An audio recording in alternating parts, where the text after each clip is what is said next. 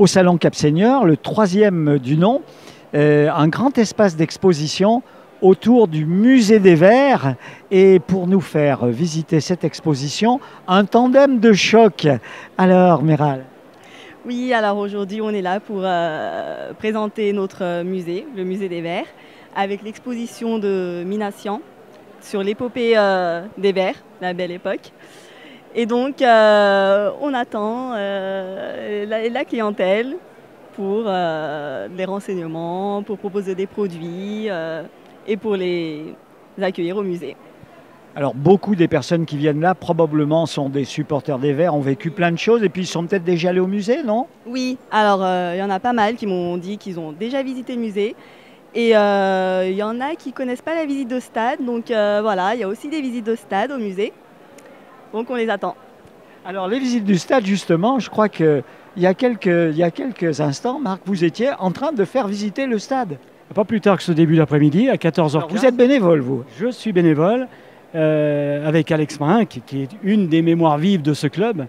Donc avec Alex, nous animons les visites de stade.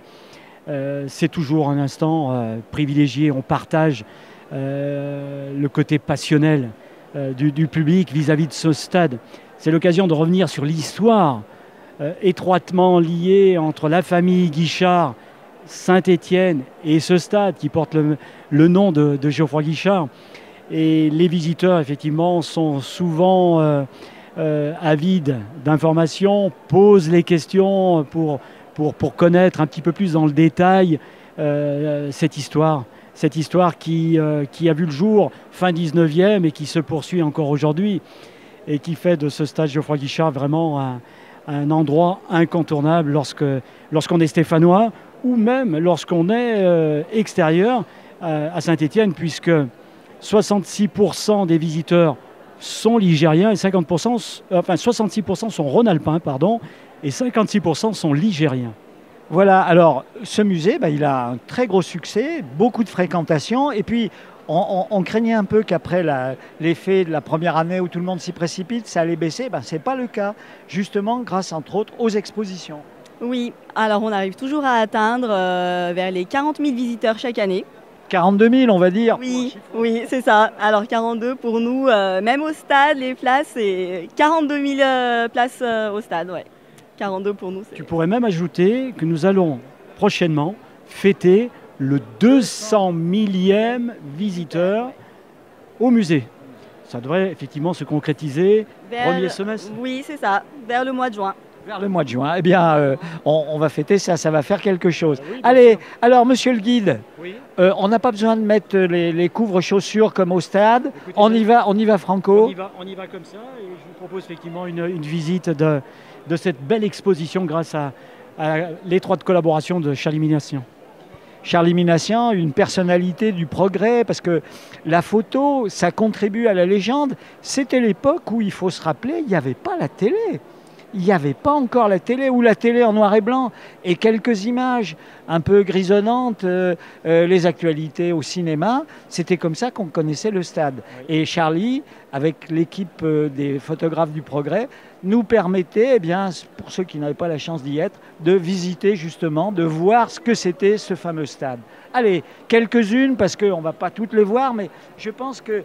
Faites-nous un choix, là, ce que vous préférez. Alors, moi, ce que j'aime beaucoup, alors ça va nous obliger à revenir sur nos pas. On revient sur nos pas.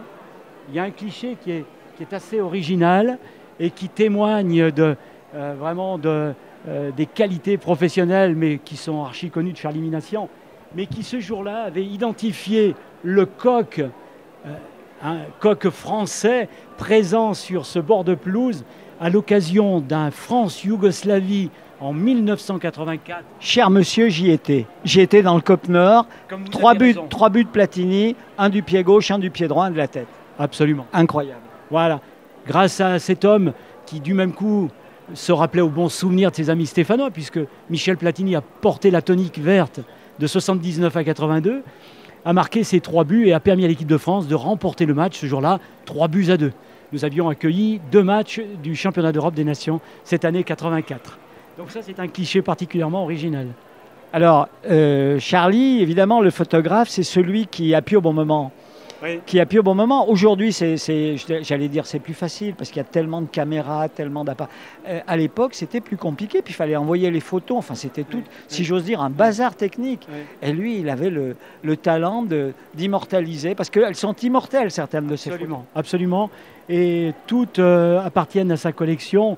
Et c'est vraiment un élan de générosité de sa part que de le proposer aujourd'hui au grand public et de nous retremper, grâce à ces clichés, sur cette formidable épopée que nous avons partagée avec l'AS Saint-Étienne.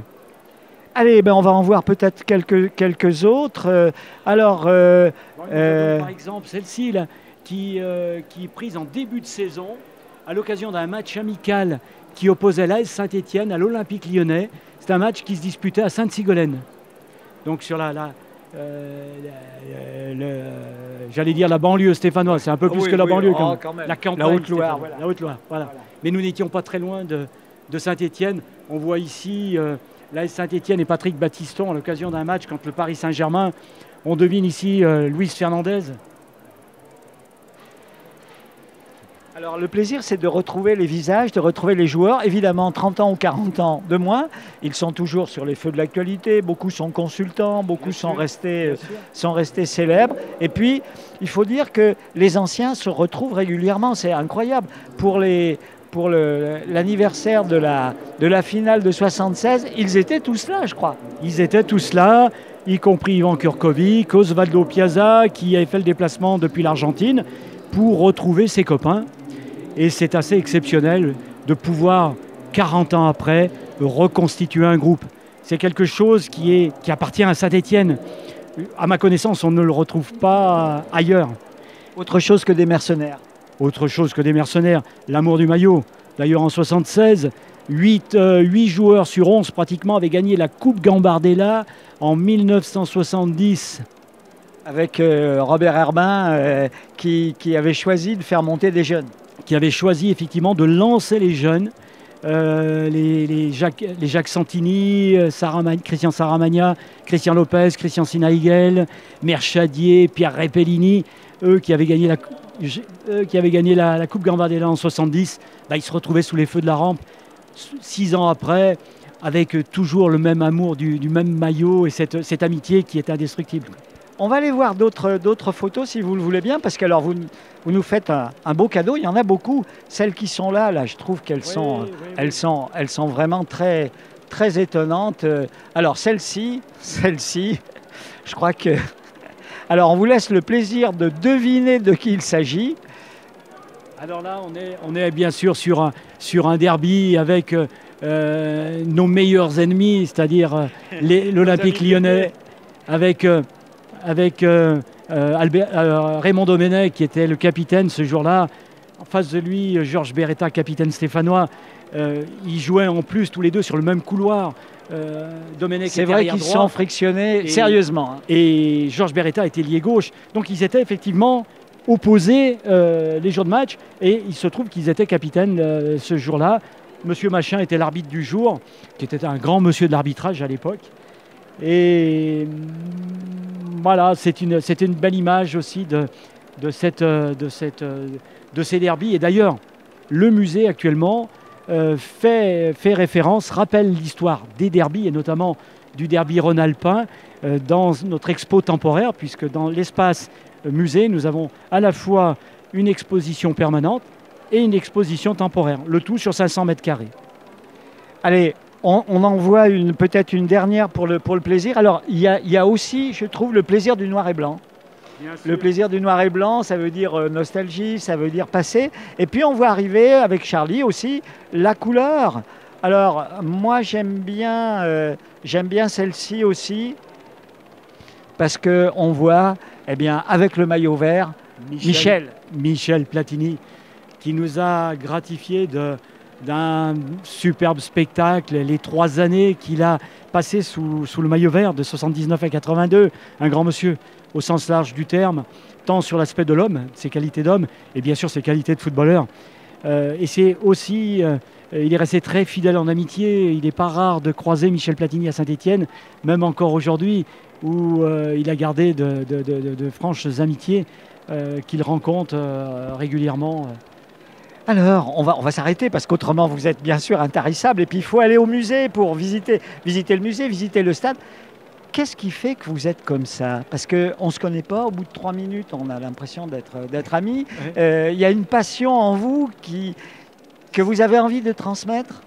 Ben, la passion elle est née il y a un certain nombre d'années, je dirais le nombre.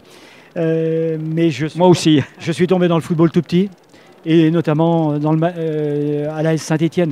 C'est un club que j'ai toujours aimé, que j'ai toujours soutenu, et participer aujourd'hui à l'activité du musée en témoignant de cette histoire entre le club, la famille Guichard, revenir sur tout ce parcours qui a fait la force de ce club, c'est quelque chose qui m'intéresse, c'est quelque chose qui me passionne. Faire en sorte que, au travers d'une visite du musée, c'est quelque part se donner un coin de ciel bleu, comme j'avais plaisir à le trouver lorsque j'étais ado et que je venais à Geoffroy Guichard, j'avais toujours ce sentiment d'avoir un coin de ciel bleu lorsque je quittais ce stade.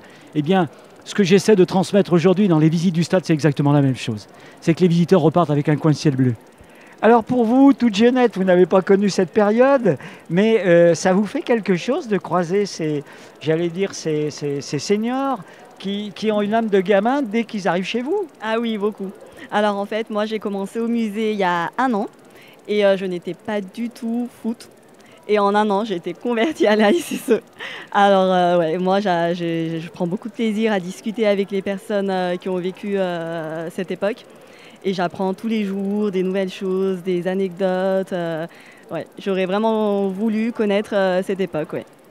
Elle va peut-être revenir. On va terminer sur une image de victoire. Allez, regardez celle-ci comme elle est belle. 1970, victoire à Colombes, qui accueillait pour la circonstance la dernière finale de la Coupe de France. Et ce jour-là, eh bien, nous allons battre le FC Nantes par 5-0. C'était le grand FC Nantes. C'était le grand FC Nantes, et nous avions une superbe équipe avec les Bernard Bosquier, Jean-Michel Larquet, Georges Beretta, Georges Carnus, Aimé Jacquet, Robert Herbin. Enfin, une équipe qui nous a fait rêver et qui nous a gratifié d'une superbe victoire ce jour-là à Colombes, qui était encore une fois, qui accueillait pour la dernière fois une finale de Coupe de France. Voilà, merci à vous, merci de votre passion. Et puis rendez-vous au Musée des Verts, c'est facile, hein, vous allez à Geoffroy Guichard, c'est à droite en entrant. C'est à droite en entrant, et vous allez être accueillis avec le sourire, voyez. Et elle est là pour en témoigner, donc n'hésitez pas à venir nous voir. Merci Jean-Marc derrière ces manettes pour ce reportage. Merci à toi Jean-Marc.